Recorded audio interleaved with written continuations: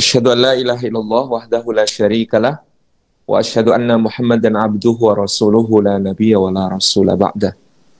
Hadratul Afadil, segenap pimpinan yayasan dan seluruh jajaran pengurus, Hadratul Mukarramin, kepala sekolah, beserta seluruh manajemen, para guru, para asatidz, para ustadzat yang kami hormati. Puji syukur kehadirat Allah Subhanahu wa taala atas limpahan karunia-Nya. Pada kesempatan pagi hari ini kita dihimpun oleh Allah Subhanahu wa taala di dalam majelis ilmu. Meskipun hanya secara daring, secara online, semoga tidak mengurangi semua keutamaan bermajelis ilmu yang bisa kita raih dari sisi Allah Subhanahu wa taala. Mudah-mudahan setiap langkah kita hari ini menjadi pemudah jalan kita semua menuju ke surga. Mudah-mudahan duduk kita semua termasuk taman di antara taman-taman surga, tempat Allah mencurah-curahkan rahmat-Nya, menaungkan sayap-sayap malaikatnya, menurunkan sakinah ke dalam hati kita dan menyebut-nyebut nama kita semua dengan bangga pada makhluk-makhluk mulia yang ada di sisinya. Dinisbatkan kepada Sayyidina Ali bin Abi Thalib radhiyallahu anhu, didiklah anakmu sesuai zamannya, karena mereka hidup di zaman mereka, bukan di zaman yang engkau hidup di dalamnya. Ada satu makna yang sangat mendalam dari perkataan beliau radhiyallahu anhu, bahwasanya yang perlu dipersiapkan dari anak-anak kita itu ada yang thawabit, ada yang mutaghayyarat. Ada nilai-nilai tetap yang tidak pernah berubah, tetapi juga ada hal-hal yang harus membuat kita mengerahkan kemampuan untuk menjadi kreatif, menjadi proyektif, melihat ke masa depan seperti apa yang akan dihadapi oleh anak-anak kita. Thawabitnya tentu apa yang difirmankan Allah Subhanahu wa taala dalam surat An-Nisa ayat yang ke-9. A'udzubillahi minasyaitonir rajim. Wal yakhshal ladzina law taraku min khalfihim dzurriyyatan dhi'afan khafu 'alaihim falyattaqullaha wal yaqulu qawlan sadida.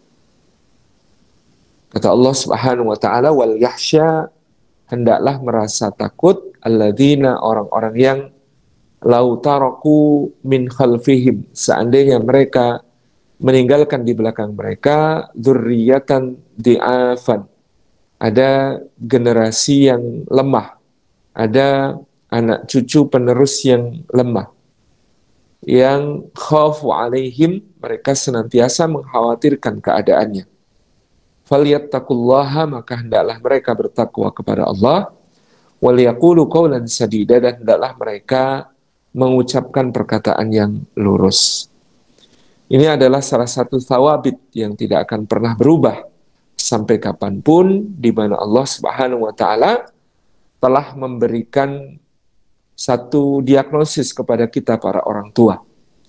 Hampir semua orang tua mengkhawatirkan generasi penerusnya, mengkhawatirkan anak-anaknya, dan mereka dikhawatirkan pula meninggalkan generasi penerus itu dalam keadaan lemah, dalam keadaan tidak mampu menghadapi zaman yang baru yang akan mereka hidup di dalamnya. Maka Allah memulai dengan kata-kata wal yakhsha, dan hendaklah takut yang lebih bermakna, yang melahirkan kemauan untuk mengatasi rasa takut.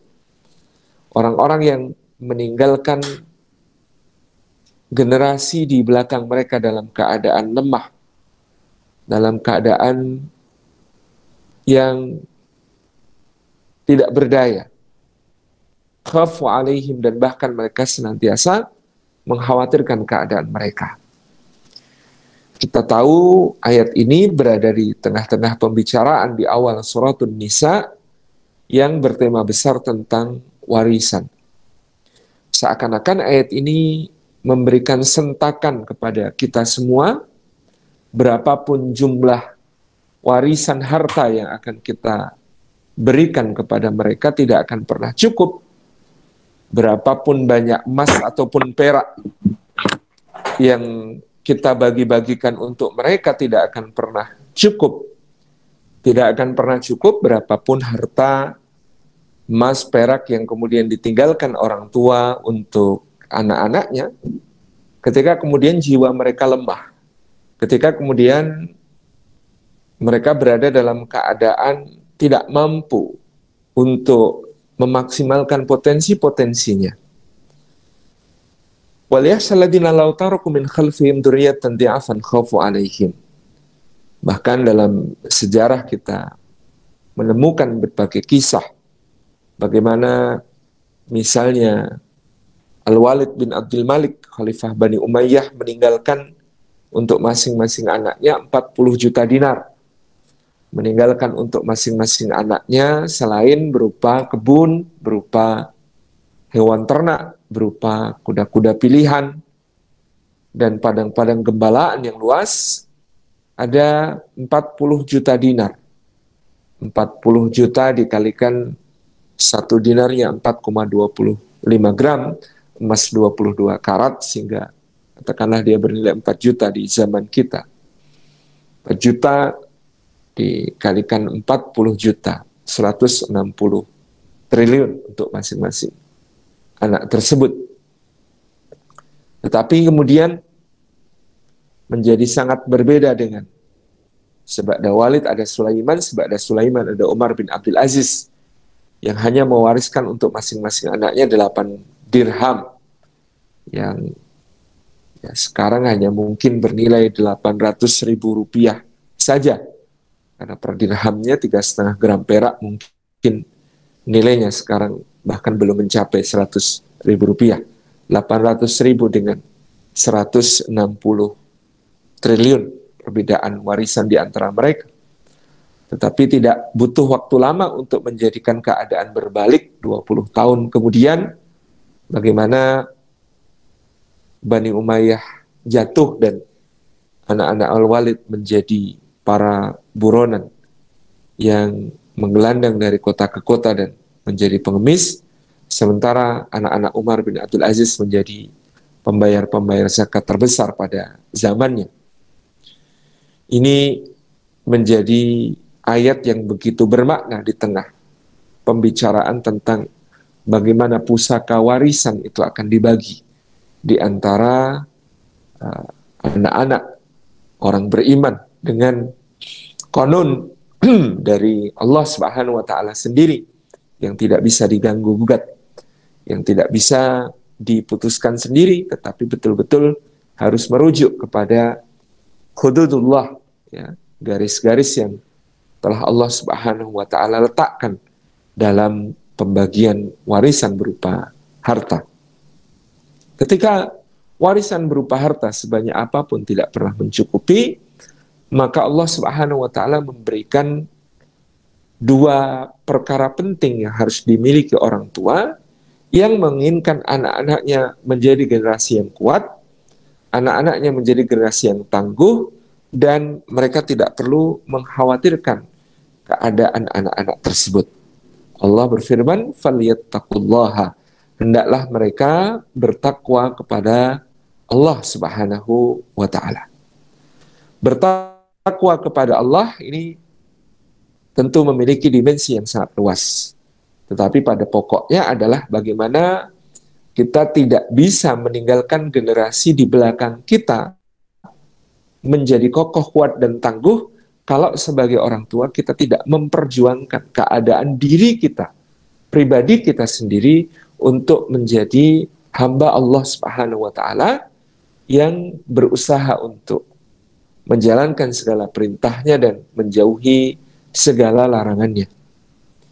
Kekokohan anak-anak kita menghadapi zamannya nanti, kekokohan anak-anak kita nanti untuk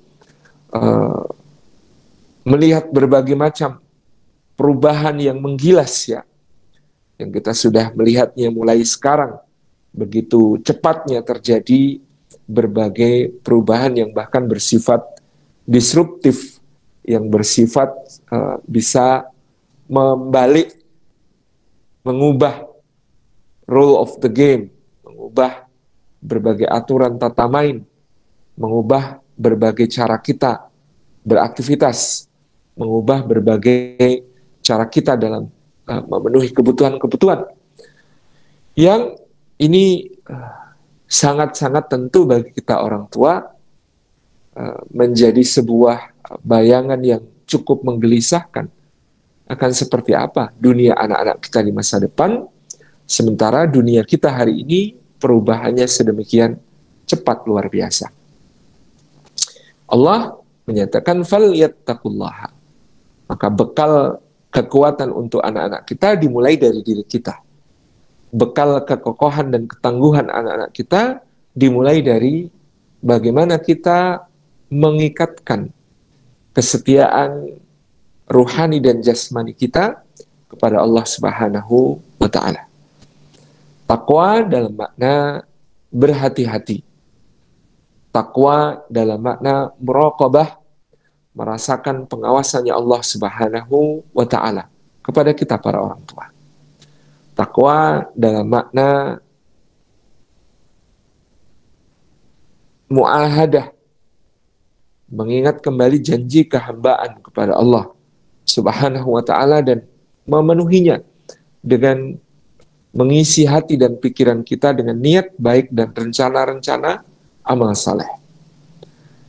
Bertakwa dengan muhasabah, dengan terus-menerus melihat ke dalam diri kita, melakukan introspeksi, menghitung-hitung bekal kembali kepada Allah kelak. Takwa dengan mu'aqabah, keberanian kita untuk memberi hukuman, ya, menjadi konsekuen kepada diri sendiri ketika kita melanggar komitmen-komitmen kita kepada Allah Subhanahu wa Ta'ala, kemudian kita, ya, memberikan sanksi kepada diri kita sendiri seperti yang dicontohkan para nabi, para rasul, dan para salafus saleh di dalam komitmen mereka kepada Allah Subhanahu wa Ta'ala. Dan bertakwa dengan mujahadah, dengan berjuang untuk mengistiqomahkan amal dan mengikhlaskan niat, meluruskan niat. Pemahaman kita tentang betapa signifikannya ketakwaan kita sebagai orang tua untuk kekokohan anak-anak kita di masa yang akan datang, ini sangat-sangat harus kita pegang teguh. Yakni betul-betul kebaikan-kebaikan orang tua bermanfaat bagi generasi penerusnya. Kesolehan-kesolehan orang tua bermanfaat bagi anak-anak mereka. Ini betul-betul harus kita camkan, ya, agar kita menjaga diri kita bukan hanya untuk diri kita, tapi menjaga diri kita juga untuk anak-anak kita. Supaya kita meneguhkan ketaatan pada diri kita kepada Allah Subhanahu wa Ta'ala, bukan hanya untuk manfaat yang akan kita raih dunia maupun akhirat, tetapi juga kita niatkan untuk anak cucu kita, kita niatkan untuk garis keturunan kita kesemuanya. Di dalam manfaat dunianya kita menyimak di dalam suratul Kahfi ada kisah bagaimana Musa dan Khidir berpetualang bersama karena Musa menginginkan untuk mendapatkan ilmu dan hikmah dari Sayyidina Khidir alaihi salam. Di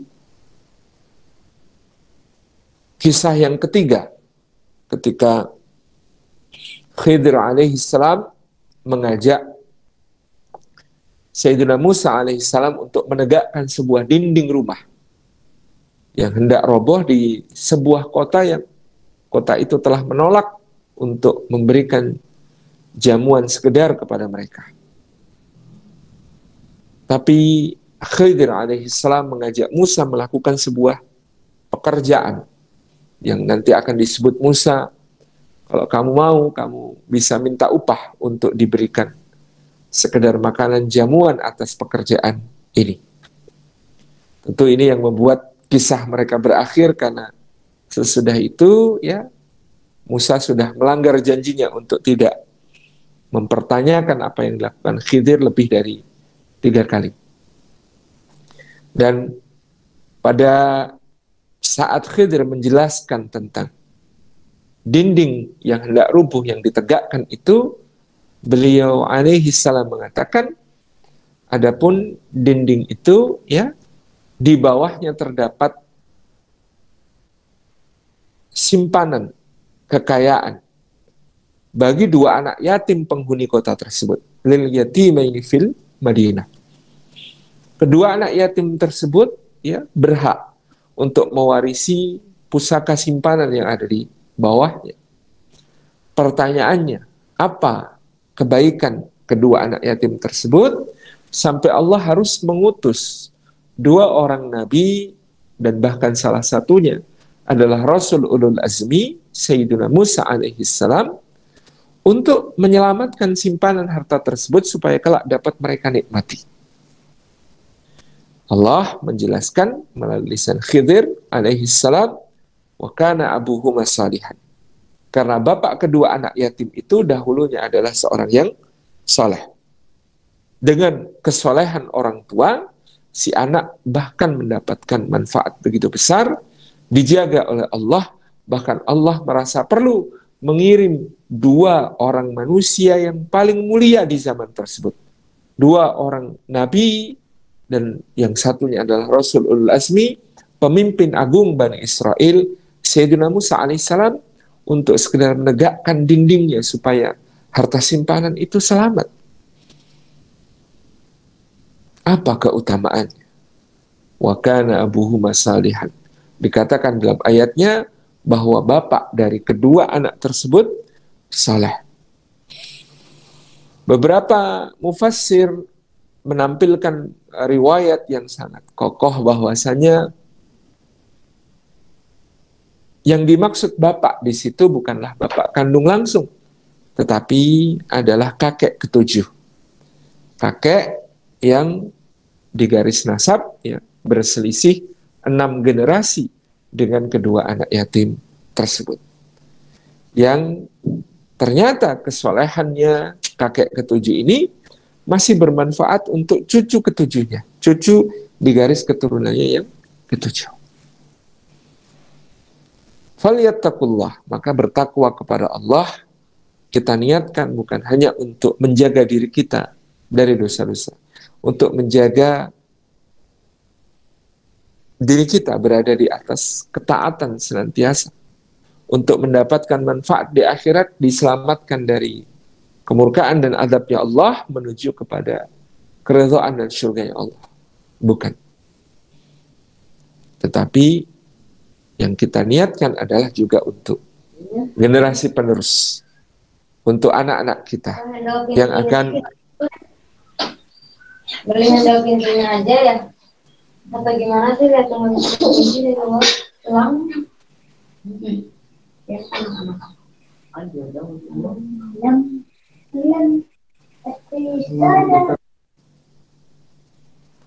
Untuk generasi penerus kita yang akan menghadapi zaman yang berbeda, zaman yang betul-betul baru, ya. Kekuatan yang akan menjaga mereka, yang akan membuat Allah mengirimkan pertolongan untuk mereka, yang Allah bahkan mengutus 2 utusan yang begitu mulia kepada mereka, adalah ketakwaan, kesolehan dari orang tuanya, dari kita semua insya Allah. Falyattaqullah, bertakwa kepada Allah dengan cara mentirakati ya anak-anak kita. Tirakat paling utama, paling mulia itu kata Imam Al-Ghazali adalah tarkul ma'asi wat dunub, dengan kita berusaha meninggalkan dan menjauhi maksiatan dan dosa-dosa. Jadi mungkin ada yang merasa, aduh saya kalau suruh tirakat untuk anak saya dalam bentuk sholat malam, dalam bentuk puasa sunnah yang banyak, saya nggak mampu. Tapi kata Imam Al-Ghazali, salah satu tirakat yang paling baik adalah tarkul ma'asi wat dunub. Ya, cukup dengan kita menjauhi atau meninggalkan kemaksiatan dan dosa-dosa. Ini akan menjadi penjagaan yang luar biasa bagi diri kita, anak-anak kita, ya, seluruh garis keturunan kita. Hadirin hadirat yang dimuliakan oleh Allah, falyattaqullah. Hendaklah bertakwa kepada Allah juga punya makna bagaimana kemudian kita mampu ya, sekuat tenaga memenuhi ketaatan-ketaatan kepada Allah, baik melalui ibadah-ibadah mahdoh, setidaknya yang fardu, yang wajib itu senantiasa dijaga. Syukur-syukur kita mampu menambahnya dengan amalan-amalan sunnah yang akan kemudian memperkuat, ya, menambal kekurangan, yang akan menjadi pengongkoh dari amalan-amalan ibadah-ibadah ya, yang wajib yang kita tunaikan. Ada yang mungkin punya muyul, ya, orang itu berbeda-beda kecenderungannya. Ada orang yang sholat itu menyenangkan baginya, tetapi dia tidak mampu berpuasa. Ada orang yang betah untuk berlapar-lapar berpuasa karena Allah, tapi dia tidak mampu untuk melaksanakan sholat-sholat sunnah yang banyak. Ada orang yang bisa membaca Al-Quran Karim, ya, dan tahan untuk membacanya dalam jumlah yang banyak, tetapi dia bukan orang yang ahli puasa. Demikian pula ada orang yang ahli sedekah, yang ringan baginya untuk kemudian menolong sesama, untuk memberikan bantuan kepada yang lain, tetapi dia tidak mampu kalau disuruh puasa, disuruh salat, ya, dalam arti salat-salat sunnah terlalu berat, sehingga ya kecenderungannya adalah melakukan sedekah kepada anak yatim, kepada fakir miskin, yang dengan itu dia berharap Allah Subhanahu wa taala akan berbuat ihsan, berbuat kebaikan kepadanya, menjaga anak keturunannya dan memberikan kepada mereka karunia-karunia yang agung, karunia-karunia yang besar, bahkan mengirimkan kekasih-kekasihnya untuk kemudian memberi satu pembelaan, pertolongan, seperti yang terjadi pada dua anak yatim di kota yang dikunjungi, Khidir dan juga Musa alaihi wassalam. Bapak-bapak, ibu-ibu yang dirahmati oleh Allah Subhanahu wa taala, falyattaqullaha, ya, selain tarkul ma'asi wad dunub, menjaga diri kita agar tidak terjatuh dalam dosa-dosa, kemudian melaksanakan amalan-amalan yang mampu untuk kita lakukan, ya. Terlebih falyattaqullaha adalah doa-doa kita untuk anak-anak kita yang tidak pernah putus.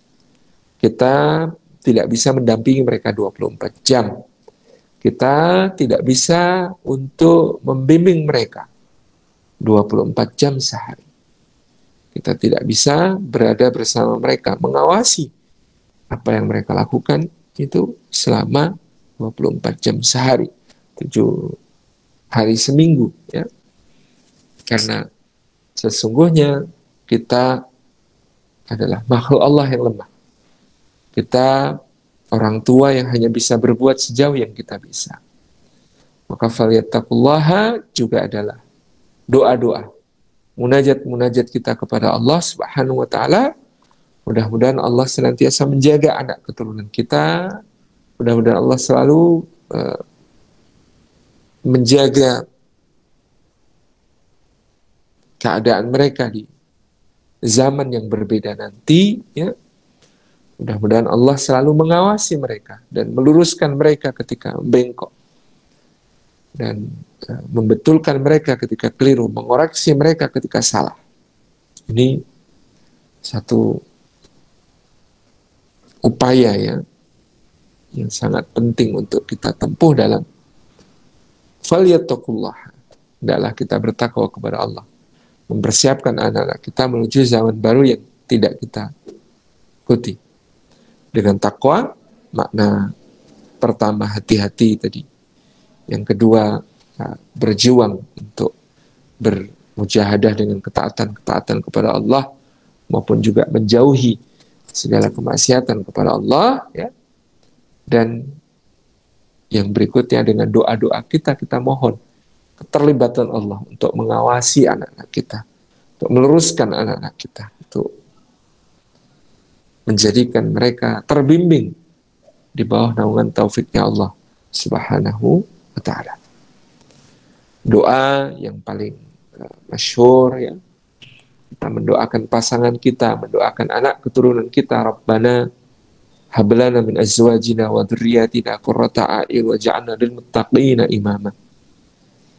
Kita berdoa memohon kepada Allah dianugerahi istri dan anak-anak kita menjadi qurrah ain bagi kita, menjadikan mereka lebih dari sekedar cinta, tetapi betul-betul permata hati dan betul-betul penyejuk mata. Karena kita mohon kepada Allah ya, dengan doa ini, doanya Ibadur Rahman, doa dalam suratul Furqan, kita mengharapkan anak-anak kita ya, dalam pandangan kita diperbaiki oleh Allah. Bukan cuma fisiknya, tetapi juga apa yang ada dalam batin mereka diperbaiki oleh Allah. Sehingga kita bisa melihat ketaatan mereka, melihat kesalehan mereka, melihat kebaikan-kebaikan mereka tumbuh, ya, berakar, ya, sampai kemudian berbuah. Kita ingin kebaikan-kebaikan itu hadir dengan penuh kemuliaan, kebaikan-kebaikan itu hadir dengan penuh kebaikan dengan doa kita. Rabbana hab lana min azwajina wa dzurriyyatina qurrata a'yun. Jadikan ya Allah mereka itu anak dan istri sebagai qurrah ain. Kata qurrah ain itu menurut kesimpulan banyak ulama lebih tinggi dari sekedar mahabbah, daripada cinta. Karena qurrah ain itu tersebut dalam hadis Nabi SAW tentang kecintaan beliau SAW pada isi dunia ini adalah tentang istri dan wangian, dan qurrah ain beliau adalah salat. Wa ju'ilat qurratu aini fis salat. Dan Allah Subhanahu wa taala jadikan qurrah ainku, jadikan penyejuk mataku itu lebih sekedar dari mencintai mereka. Tapi ya dengan doa-doa kita mohon kepada Allah anak kita menjadi salih dan salihah, istri kita menjadi wanita salihah, ya. Dan kita serahkan kepada Allah betapa Allah yang memiliki kuasa atas anak-anak itu. Di sini muncul kesadaran bahwa kita tidak pernah memiliki mereka. Anak-anak kita bukan milik-milik kita, tetapi milik Allah. Terserah kepada Allah bagaimana akan digunakan untuk kebaikan-kebaikan yang luas, ya. Tetapi jelas di sini ada doa yang tidak pernah putus supaya mereka, anak cucu kita,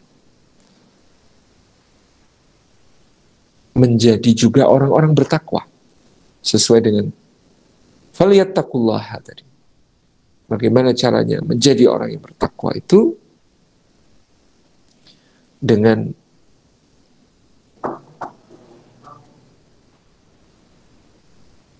doa yang kita mohonkan kepada Allah.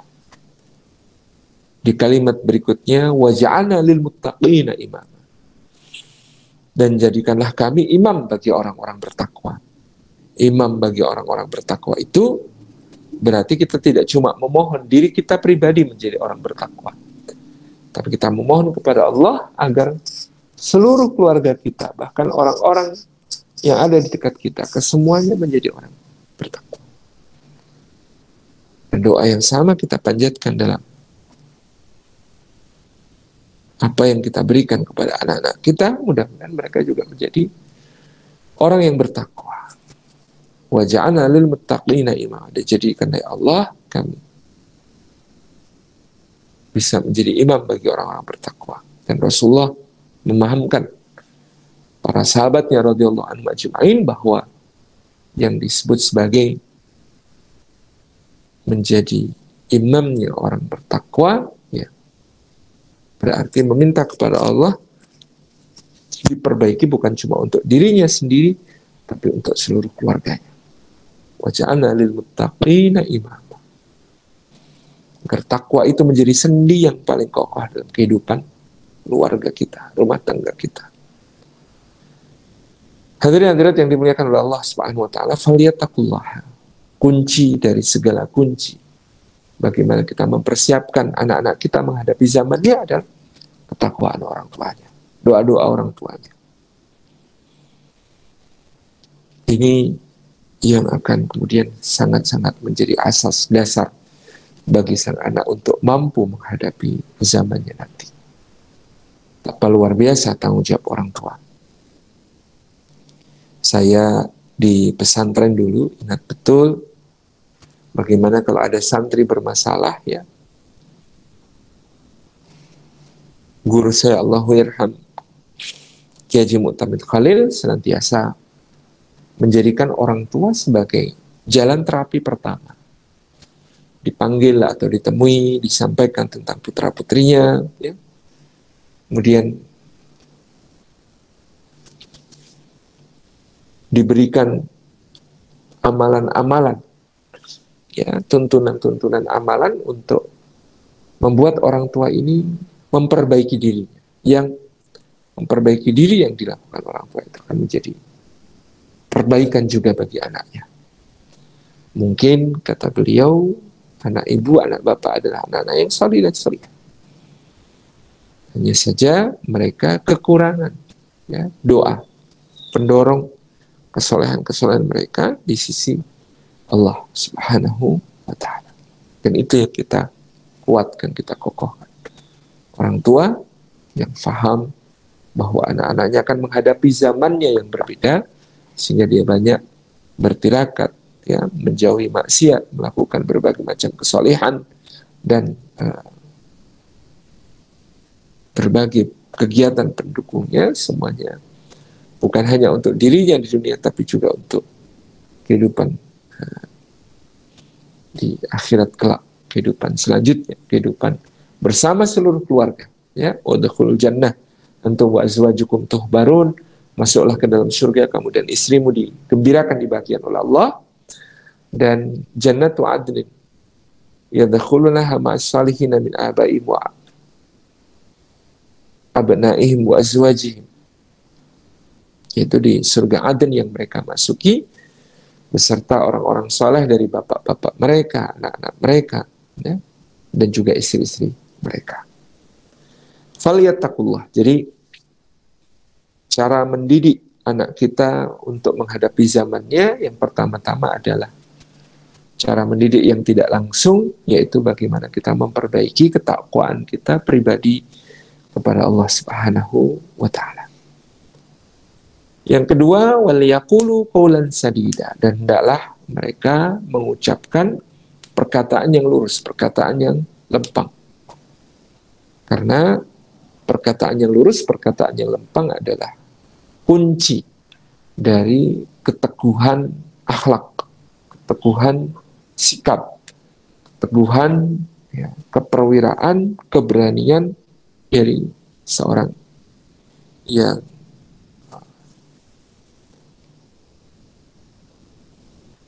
tumbuh di dalam pengasuhan yang sedemikian, tumbuh di dalam nilai-nilai pendidikan yang demikian. Ini satu kalimat yang ringan, waliyaqulu qawlan sadida, mudah diucapkan, tetapi pada prakteknya menjadi sesuatu yang sangat berat untuk kita semuanya, untuk selalu kepada anak-anak kita mengucapkan perkataan yang lurus, karena tidak mudah memang perkataan yang lurus itu ketika sudah berhadapan dengan kepentingan-kepentingan. Sering yang kita ambil contoh, ya, betapa kepentingan itu merusak anak-anak kita dalam melihat misalnya orang tuanya berkomunikasi atau mengajak mereka bicara. Contoh, ya, tidak konsisten, dan ini membuat anak-anak confused, ya, membuat anak-anak bingung. Ada anak ya sedang menonton video mungkin di layar yang besar, meskipun terhubung ke YouTube, katakanlah begitu. Anak ini diminta oleh orang tuanya untuk membantu satu pekerjaan rumah. Misalnya bantu masak, membantu menyapu, membantu mengepel. Jadi diminta membantu, dikatakan kepadanya, ayo nak, bantu dong. Kamu kan udah besar, udah bisa bantu. Tapi mungkin dia tidak bersedia. 5 menit kemudian dia melihat satu iklan di tayangan yang sedang dia tonton. Lalu dia tunjukkan kepada orang tua.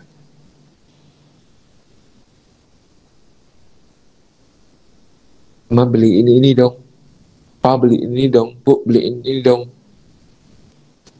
Ya, karena kita berbahasa sesuai dengan kepentingan, lalu kita mengatakan, nggak boleh, ini bukan untuk anak kecil. Kamu tuh masih kecil. Maka anak-anak menjadi confused tentang konsep diri pribadi mereka. 5 menit yang lalu, dia sudah besar. Sekarang, dia masih kecil. Akan menuju kemana? Ya, ketika kita tidak konsisten. Ya. Hanya karena dipengaruhi oleh kepentingan.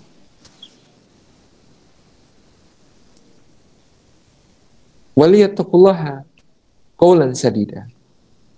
Mengatakan perkataan yang lurus, ya, yang lempeng, yang tidak belok-belok, yang jujur, yang benar, ya. Ini adalah salah satu basic value, ya, sebab ada takwa tadi yang terbaik untuk kita tanamkan kepada anak-anak kita yang akan menghadapi zaman yang baru sesuai dengan zamannya.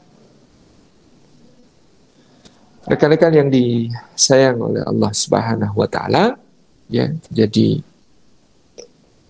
ada satu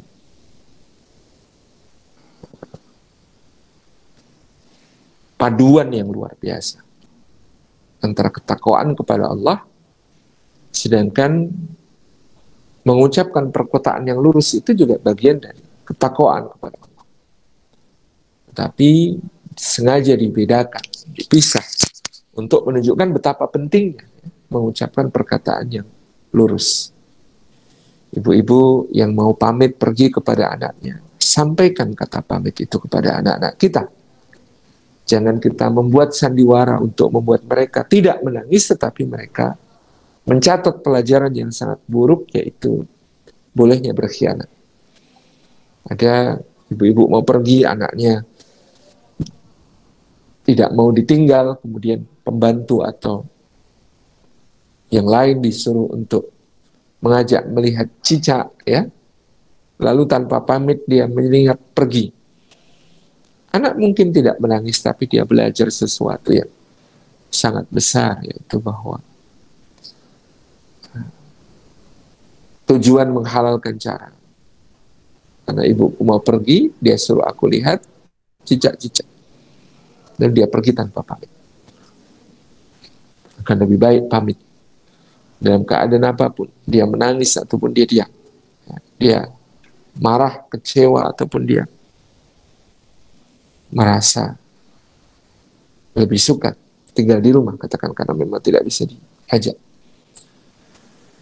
maka jauh lebih utama, jauh lebih baik daripada membuat sandiwara yang akan kemudian membuat anak mendapatkan pelajaran yang keliru. Bagaimana kita berlatih mengucapkan perkataan yang lurus ketika anak-anak kita terjatuh. Dengan terjatuhnya mereka, kita berkomentar, dan komentar itu akan tercatat dengan sangat baik. Apakah komentar itu berbunyi, tuh kan, dibilang juga apa? Makanya, jangan larian, dan lain seterusnya. Yang membuat seorang anak tumbuh menjadi orang yang takut disalahkan, tidak berani mengambil risiko. Atau kita mengatakan, apa ini, saya cuma kena batu, ini batunya nakal sekali, ini batunya harus segera dipinggirin, nakal kamu. Ataukah kemudian dia berupa ucapan seperti nggak apa-apa, ini nggak sakit, ini cuma kayak gini kok, nggak sakit. Ya, akan membuatnya mungkin belajar untuk, kalau yang sebelumnya tadi batunya nakal, menjadi seorang yang banyak excuse, menyalahkan orang lain atas kegagalan yang dia buat sendiri, selalu menemukan kambing hitam. Tapi kalau yang berikutnya justru melatih untuk tidak empati, melatih untuk melihat yang sedang sakit, yang sedang tindas betulan, biasa saja. Sehingga dia tidak tergerak hatinya melihat penjajahan di Palestina. Dia tidak bisa berempati kepada korban penggusur. Dia tidak bisa meluangkan hatinya untuk orang-orang yang terkena musibah, terkena bencana. Karena apa? Dilatih untuk tidak peka. Yang dia merasa sakit, dibilang tidak sakit. Oh, cuma kayak gitu, nggak apa-apa. Bahkan ketika orang tuanya mulai tua dan terkena penyakit encok, pegelinu, asam urat, kumat, ya, jangan-jangan dia akan membalas mengatakan, oh nggak apa-apa kayak gitu aja. Kok usah nangis? Cuma sakit dikit, nggak usah nangis. Padahal yang menangis adalah orang tuanya yang kesakitan di waktu senja. Jadi ada lagi yang mengatakan berbagai-bagai respon kita terhadap kejadian yang sama, yaitu jatuh. Tapi yang akan bernilai kebaikan hanya yang kemudian mengatakan perkataan yang lurus, yang lempar. Subhanallah, adik pinter larinya. Sekarang jatuh, tapi harus bangkit lagi. Harus mampu untuk kemudian menjadi pria yang tangguh, yang di hadapan bisa melakukan berbagai kebaikan kepada sesama. Larinya tetap, hati-hatinya tetap. Selamat berjuang. Keren. Kalimat yang lurus, yang lempang. Yang tidak perlu berkelok-kelok, yang tidak perlu kemudian akan membuat anak kesulitan untuk menangkap pelajaran. Kita boleh marah dengan kalimat yang lurus. Artinya, qubuhunal iqab bila bayan. Jangan sampai memarahi anak padahal tidak ada penjelasan sebelumnya tentang apa yang salah, apa yang benar.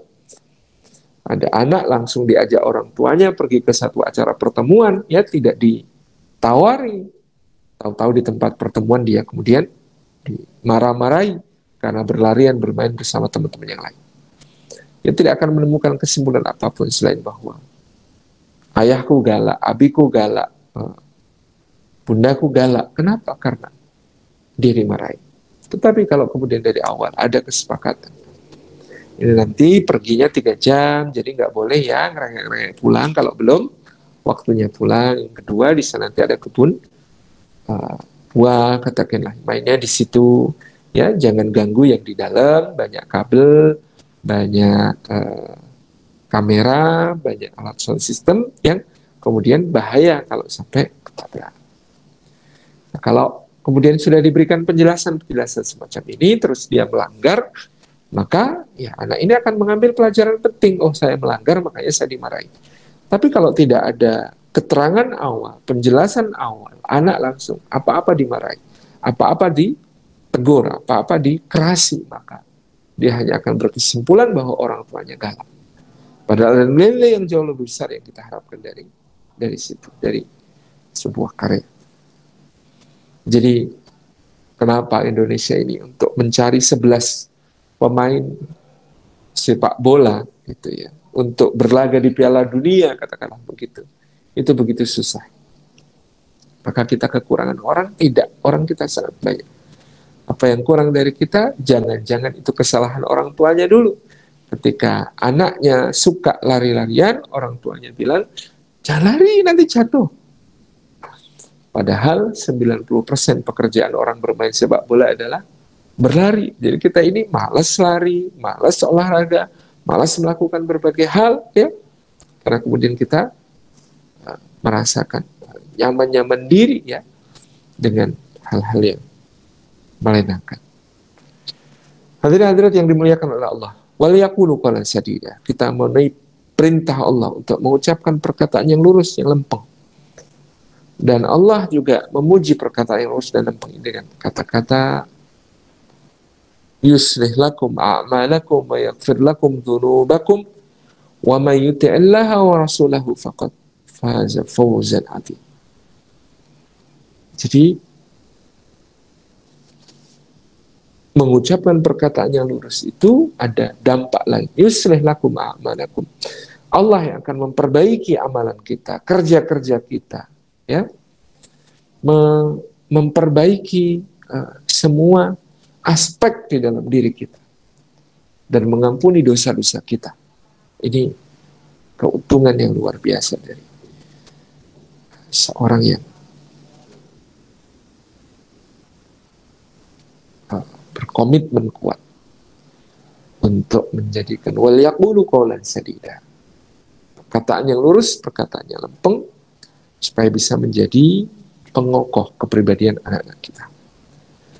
Jadi menurut surat An-Nisa ayat ke-9 ini, Bapak Ibu yang dirahmati Allah, yang kita bisa sediakan paling basicnya, sawabitnya untuk anak-anak kita, supaya mereka kelak tidak lemah, supaya mereka menjadi generasi yang kuat menghadapi zamannya adalah takwa kita kepada Allah. Dan juga kalimat-kalimat yang lurus, yang lempang, yang konsekuen, yang konsisten, yang kita gunakan dalam berkomunikasi dengan mereka. Lalu bagaimana kemudian untuk semakin mengokohkan anak-anak kita menghadapi masa depannya? Kepada Luqman alaihi salam, dalam surat Luqman kita belajar basic pendidikan berikutnya yang perlu diteguhkan oleh orang tuanya adalah basic syukur kepada Allah. Walaqad atayna Luqman al-hikmata an yashkur lillah wa may yashkur fa innama yashkur li nafsihi wa man kafara fa innallaha ghaniyyun hamid. Bahwa Allah Subhanahu wa taala memberikan kepada kita cerita tentang Luqman. Pada dia, Luqman, Allah memberikan hikmah, dan hikmah yang paling besar, yang paling tinggi itu adalah anishkur lillah, untuk mensyukuri Allah Subhanahu wa taala. Segala sesuatu yang diciptakan di seluruh alam dunia, kesemuanya adalah karya Allah Subhanahu wa taala. Sebagai sang pencipta, kepadanya dikembalikan segala pujian, dikembalikan segala sanjungan kepada Allah. Anishkurillah, hendaklah bersyukur kepada Allah. Kita tidak akan mampu mewariskan nilai-nilai apapun kepada anak-anak kita kalau kita tidak mensyukuri mereka. Mensyukuri Allah atas karunia-Nya dan mensyukuri mereka sebagai nikmat-nikmat berikutnya. Apalagi yang sudah beranjak semakin besar.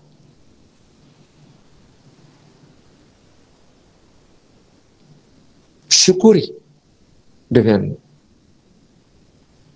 berbagai hal yang kita punya untuk Allah.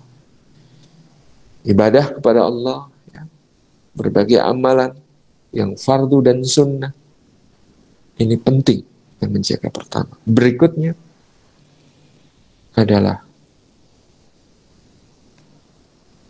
bagaimana kita bersyukur dengan juga menampakkan syukur itu kepada mereka. Sikap-sikap syukur yang terbaik yang kita berikan kepada anak-anak kita. Nak, betapa berbahagianya ayah dan ibu dianugerahi engkau yang tak ternilai harganya, yang kalau kelak engkau berdoa Allah maghfir li waliwalidayya warhamhuma kama rabbayani shaghira, mungkin itu yang menyelamatkan kami dari api neraka, mengampuni dosa-dosa kami Allah Subhanahu wa taala karena engkau.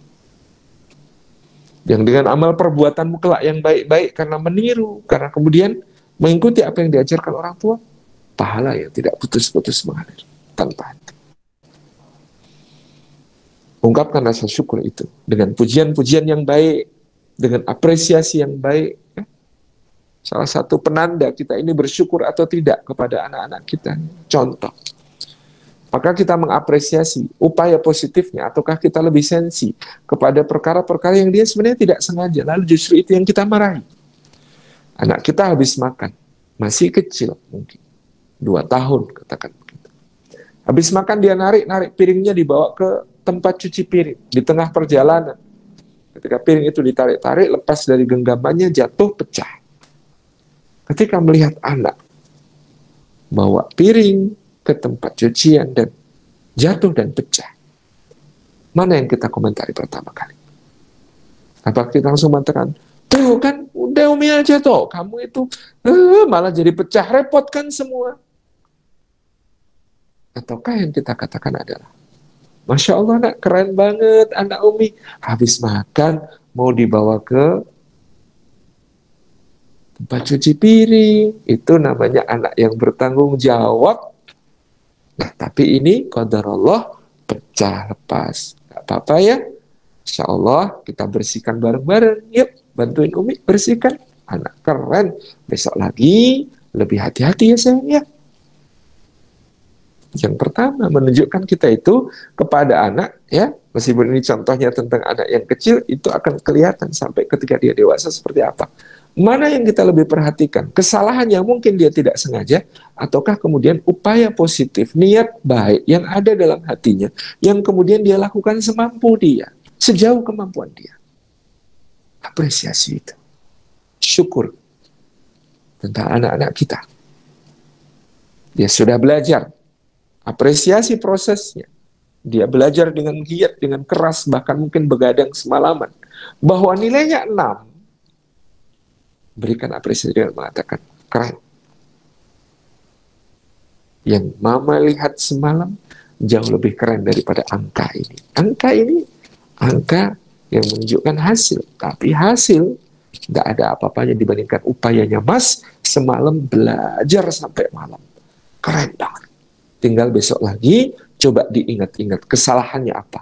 Oh, karena selama ini ditunda-tunda sampai kemarin, ya belajarnya harus dikebut semalaman sampai capek, ngantuk. Mungkin malah Mas jadi nggak konsentrasi ngerjain ujiannya di sekolah. Jadi kesalahannya karena ditunda sampai numpuk-numpuk bahan belajarnya.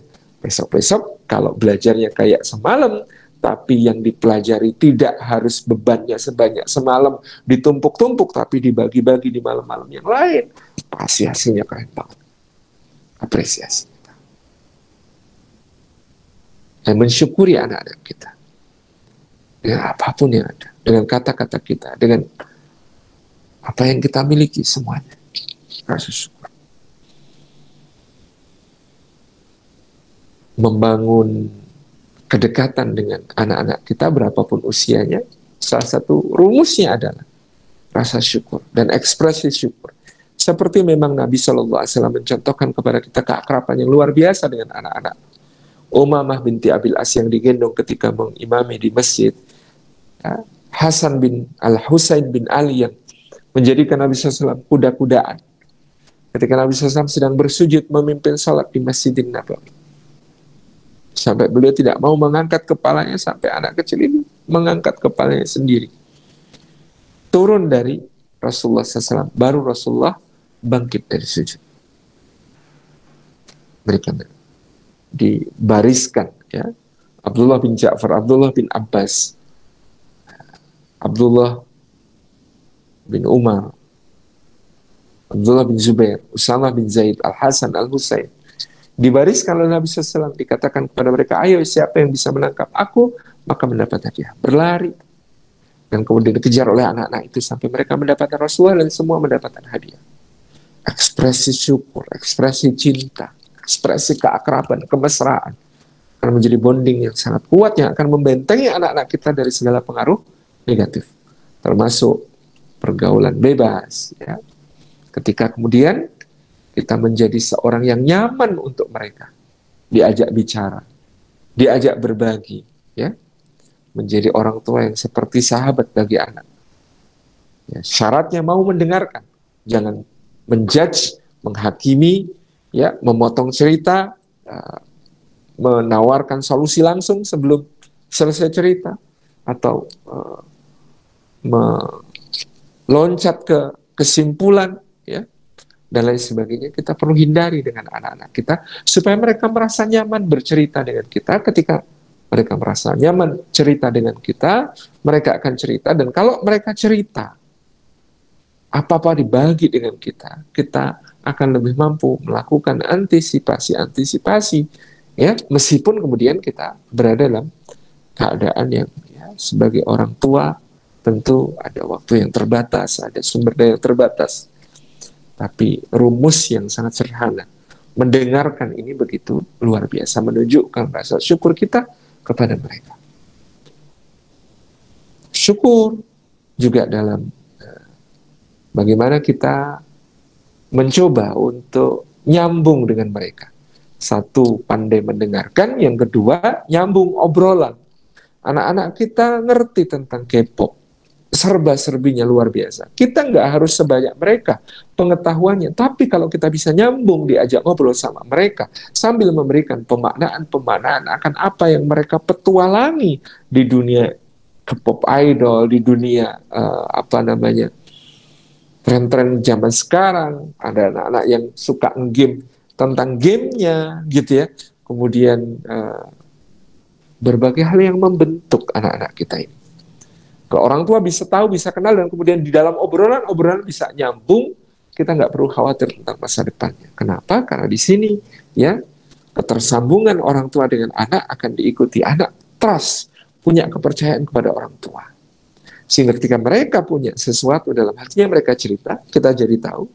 Sehingga ketika kita mendengarkan dengan tulus, lalu memberikan masukan juga dengan tulus, mereka menerima masukan itu, menjadikannya sebagai pedoman untuk melangkah dalam kehidupan yang semakin perlu pelita, perlu cahaya, gelap, peka.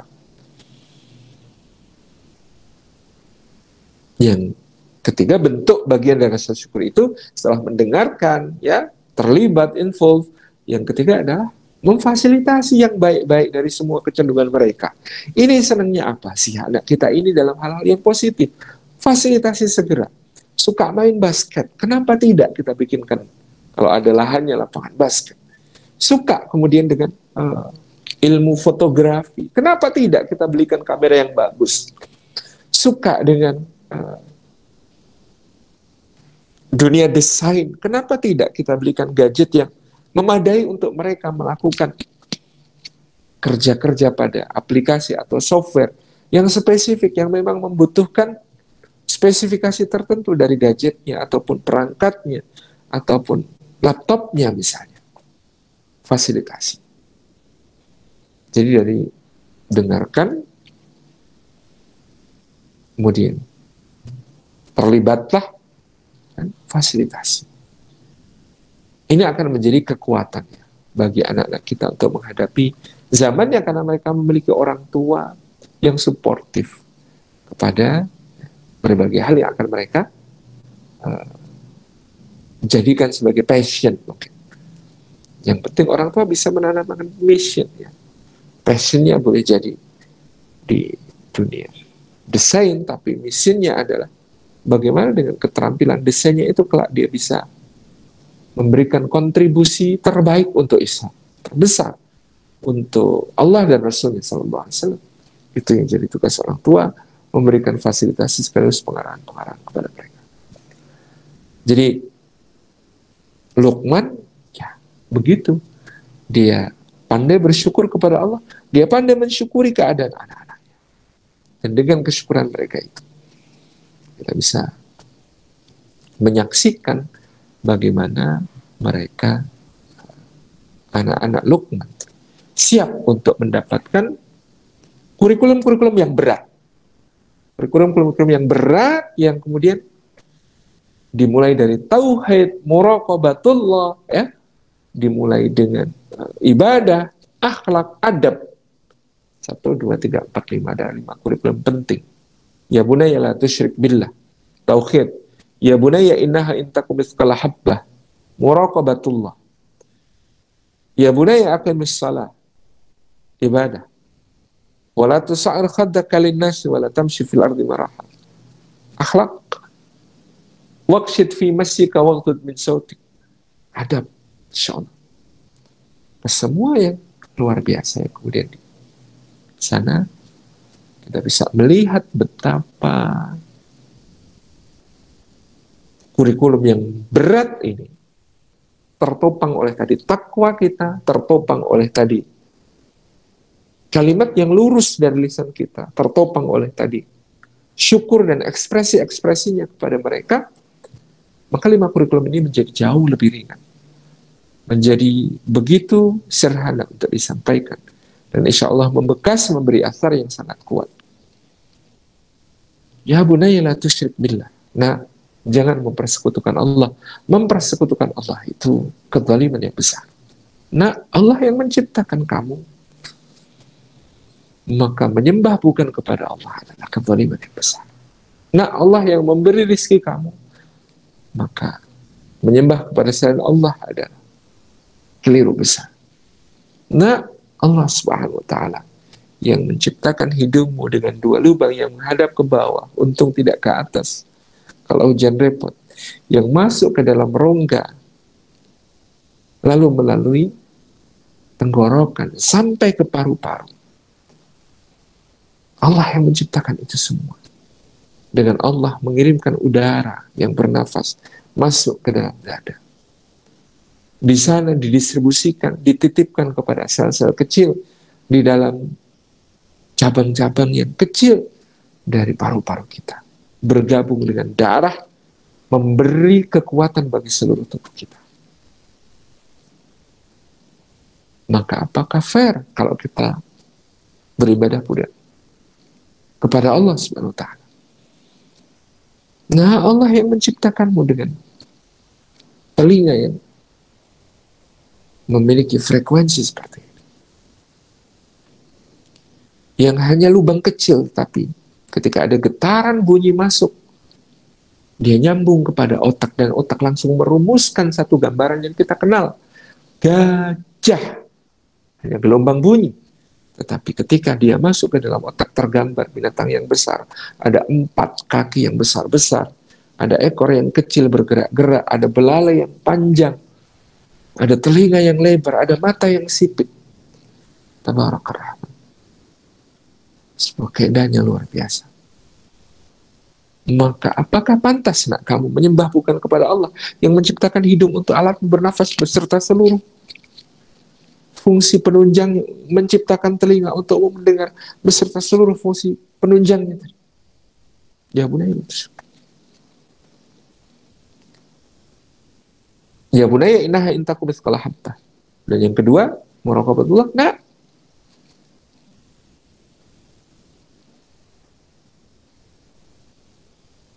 kalau ada sebutir yang sangat kecil seperti biji, dia ada di kedalaman bumi, dia ada di petalang, dia ada dalam batu, kita tidak melihat, tapi Allah Maha melihat. Allah datangkan balasannya.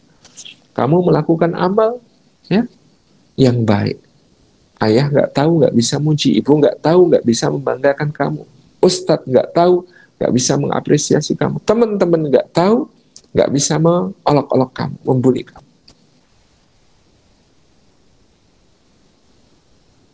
Tetapi kalau Allah lihat, ya, apapun yang kamu lakukan, kalau benar, lakukan. Apapun yang kamu lakukan, kalau salah, tinggalkan. Karena kalau kamu benar, maka nanti balasan Allah, meskipun gak ada yang lihat, lebih indah dari pujian ayah, lebih indah dari senyumnya ibu, lebih indah dari pujian guru, lebih indah daripada pujian teman-teman, kekaguman teman-teman. Sebaliknya, kalau itu buruk, maka yang kamu lakukan akan ada balasannya dari Allah. Dan meskipun ayah tidak tahu, nggak bisa cemberut sama kamu, ibu nggak tahu, nggak bisa ngomel, ustadzah nggak tahu, nggak bisa memarahi, teman-teman nggak tahu, nggak bisa mengolok-olok, membuli, tapi kalau kamu melakukan itu, kamu akan berhadapan dengan Allah Subhanahu wa ta'ala dan segala balasan. Ibadah, kurikulum ketiga, salat, nak, bukan hanya sekedar bergerak dan membunyikan bacaan-bacaannya, tapi menghayati sampai engkau menjadi orang yang tidak berkeluh kesah, lagi kikir, Sampai kamu meyakini tentang akhirat dan segala balasan amal di sana. Sampai kamu merasa takut tentang neraka. Sampai kamu menjadi orang yang menjauh dari segala perbuatan keji. Sampai engkau menjadi orang yang bisa memenuhi janji. Dan amanah-amanah bisa kamu tunaikan. Dan persaksian bisa kamu tegakkan. Dan sholat ini bisa kamu pertahankan, bisa kamu sambung sinambungkan, bisa kamu jaga. Akhlak. Dan sampai kamu menjadi orang yang sombong, tapi jadilah tawadhu. Jangan sampai kamu menjadi orang yang bohong, tapi jadilah orang yang jujur. Dan adab bagaimana kamu berlaku, menghormati yang tua, menyayangi yang muda, mengucapkan kata-kata yang baik, tidak berteriak-teriak, tidak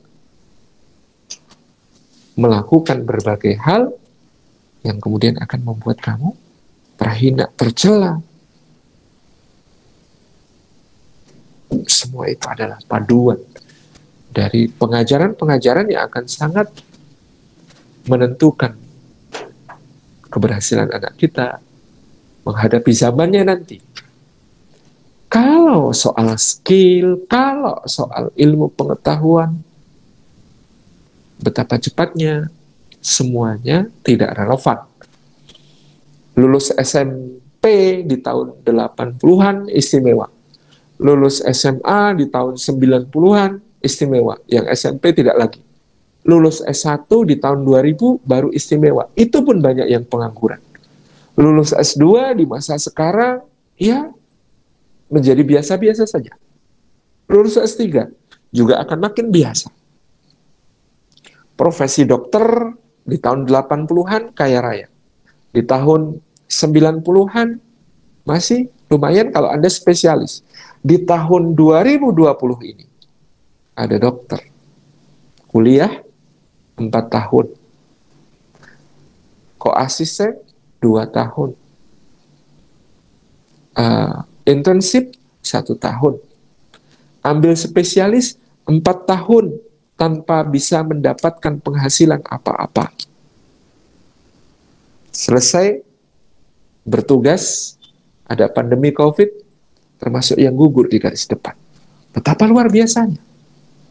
Menjadi dokter umum, tantangan tersendiri. Menjadi apa yang bisa dilakukan sekarang ketika semua alat begitu sophisticated, memindai seluruh tubuh kita, menganalisis dan memberikan prognosis, diagnosis begitu detail dan lengkapnya tentang tubuh kita, gangguan organ ataupun gangguan metabolismenya, memberikan rekomendasi treatment, obat apa, operasi apa, diet seperti apa, olahraga seperti apa, semuanya berubah. Dunia yang berubah. Hari ini kita sudah melihat berbagai profesi menghilang.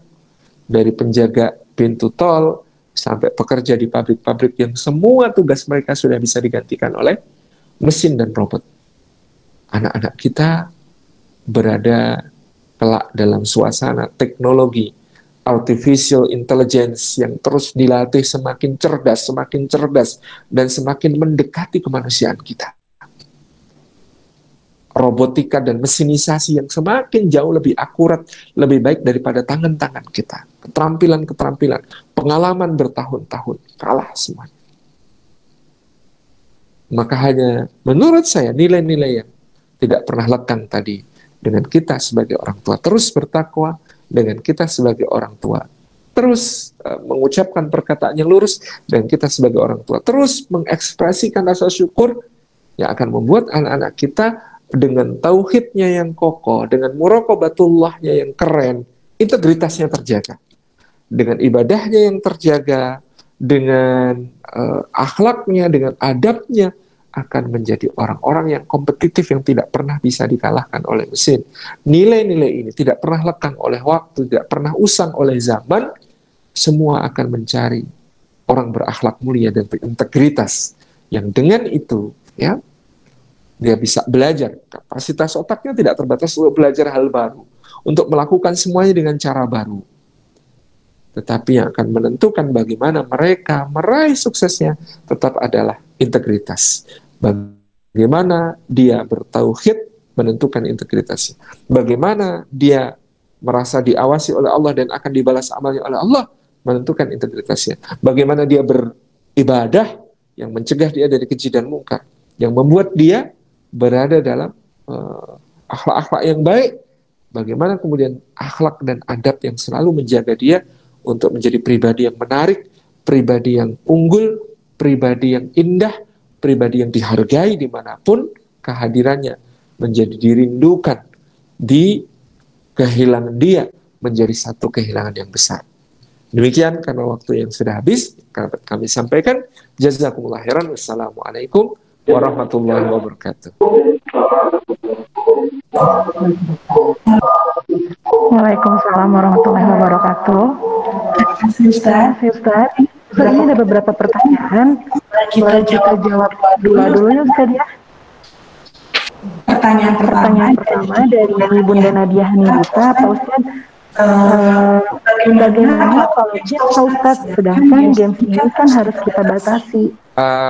Interaksi anak-anak kita dengan gadget tidak terhindarkan. Yang pertama adalah bagaimana kemudian kita menjadi orang tua yang berusaha sebaik mungkin untuk lebih asyik daripada gadget ketika disentuh-sentuh dan dipencet-pencet. Kenapa anak-anak itu sangat dekat dengan gadget? Karena gadget itu responsif, Bapak Ibu.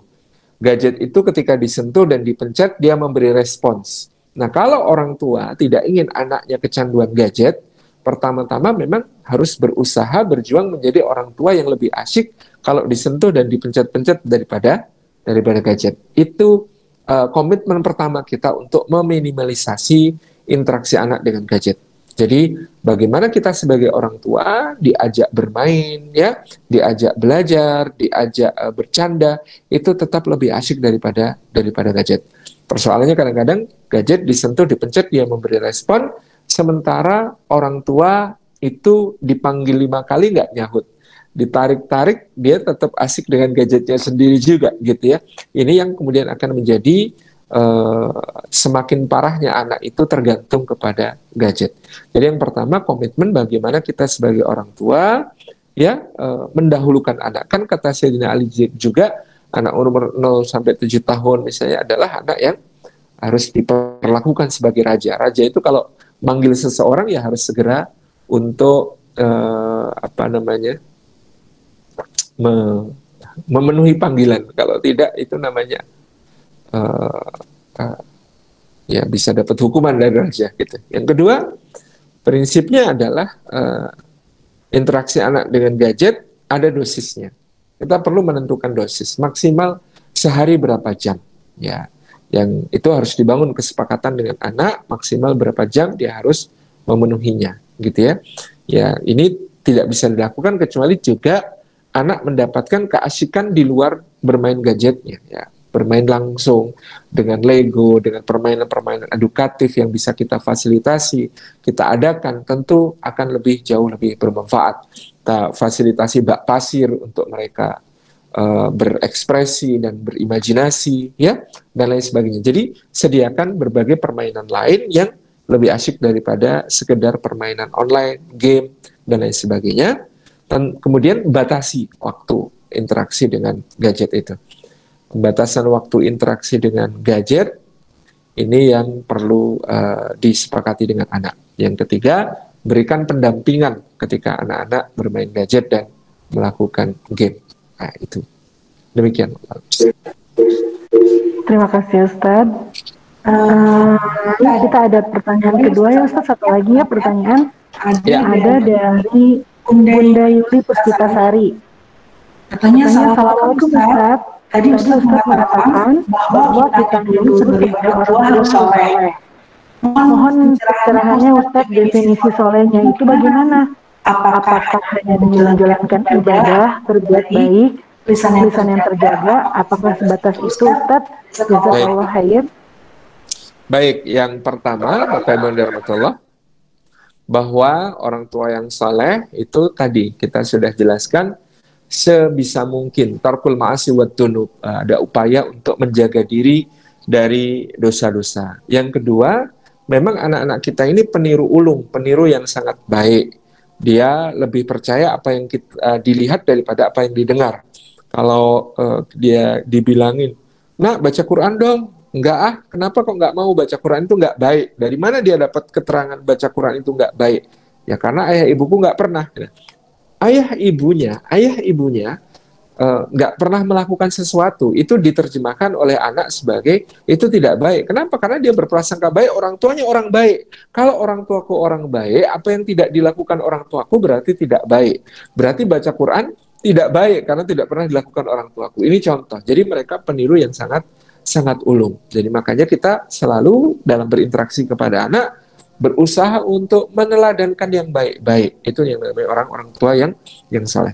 Yang ketiga bisa diperkuat dengan ibadah-ibadah khusus untuk mendoakan anak-anak kita, untuk memperkuat ya rohani kita sendiri, sekaligus untuk memberikan dukungan kepada anak-anak kita. Anak kita sedang di pesantren menghafal Quran, ya kalau orang tuanya bisa mensupport dengan juga memperbanyak tilawah atau bahkan menghafal meskipun hanya 1-2 ayat ya, atau melakukan puasa sambil terus mendoakan, itu akan menjadi kebaikan-kebaikan bagi mereka. Nah, demikian Allah. Jazakallah Ustaz, Bapak semuanya. Alhamdulillah, dengan tadi ditutup oleh Ustaz juga mengakhiri pertemuan kita pada hari ini. Mudah-mudahan kita berdoa pada Allah, hari ini kita mendapatkan ilmu yang Masya Allah sangat berguna sekali untuk kehidupan kita. Lagi terima kasih banyak atas partisipasinya. Mari kita sama-sama akhiri perjumpaan kita hari ini dengan membaca hamdalah. Alhamdulillahirrahmanirrahim. Dan kita sempurnakan bersama-sama dengan membaca doa kafaratul majelis.